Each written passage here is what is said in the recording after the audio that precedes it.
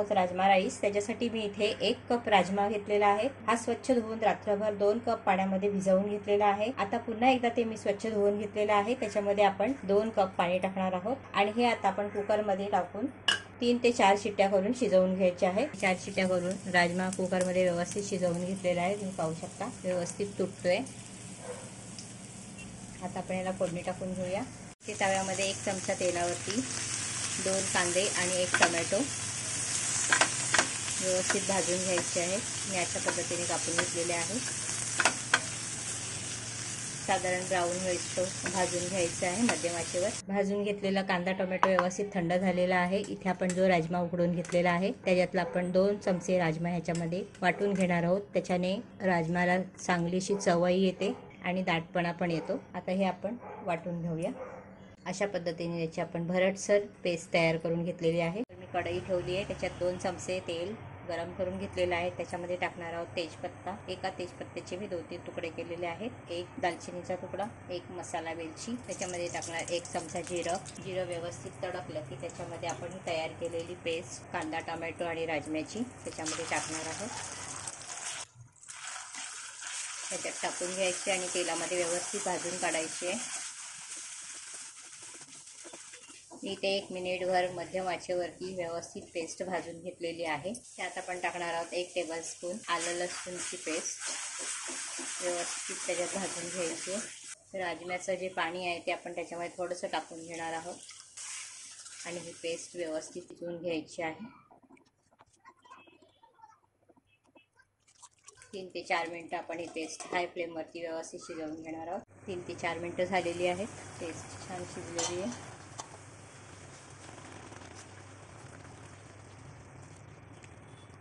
आता गॅसची फ्लेम जरा स्लो करायची आणि मसाले टाकून घ्यायचे आहेत। तर त्याच्यामध्ये मी टाकते अर्धा चमचा हळद, अर्धा चमचा धना पावडर, अर्धा चमचा जिरा पावडर, पाव चमचा गरम मसाला आणि 1 मोठा चमचा लाल मिरची पावडर मिक्स करून घ्यायचे आहेत। आता हे सर्व मसाले आपण काही सेकंद व्यवस्थित शिजवून घेणार आहोत झाकण लावून।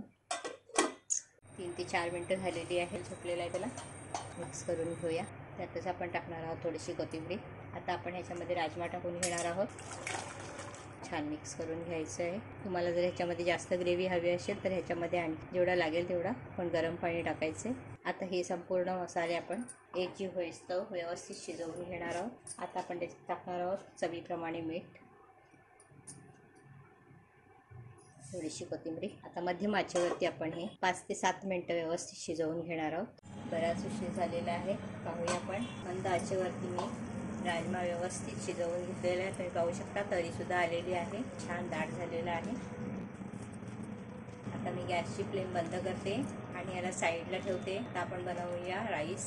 हे मी 1 कप बासमती राईस घेतलेला आहे, बासमती तांदूळ घेतलेला आहे। तो आपण स्वच्छ धुवून घ्यायचे। मी टोप ठेवलेला आहे, त्याच्यामध्ये 2 टेबलस्पून घातलेला आहे साजूक। त्यातच आपण टाकणार आहोत 1 टीस्पून जिरं व्यवस्थित तडतडू द्यायचे। जिरं छान तडतडलं की आपण त्याच्यामध्ये टाकणार आहे धुतलेले बासमती तांदूळ। तांदूळ ह्या तुपामध्ये व्यवस्थित भाजून घ्यायचे आहेत।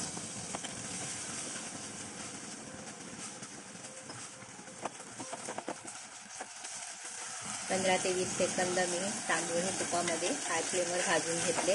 आता आपण त्याच्यामध्ये टाकणार आहोत पाणी। तर ह्याच कपाच्या मापाने मी 1 कप तांदूळ घेतलेले आहेत, तर आपण त्याच्यामध्ये 2 कप पाणी टाकणार आहोत। हा आहे दुसरा कप। तांदूळ पाण्यामध्ये व्यवस्थित मिक्स करून घ्यायचे आहेत।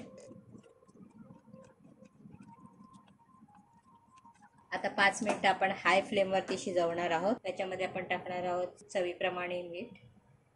तर इथे मी हाफ टीस्पून मीठ टाकलेलं आहे। तुम्ही तुमच्या आवडीनुसार त्याच्यामध्ये मीठ वापरू शकते। आणि हे आता व्यवस्थित मिक्स करून शिजवून घ्यायचे आहेत 5 मिनिटं हाय फ्लेमवर आणि नंतर बाकीचे 15 मिनिटं आपण लो फ्लेमवरती शिजवून घेणार आहोत।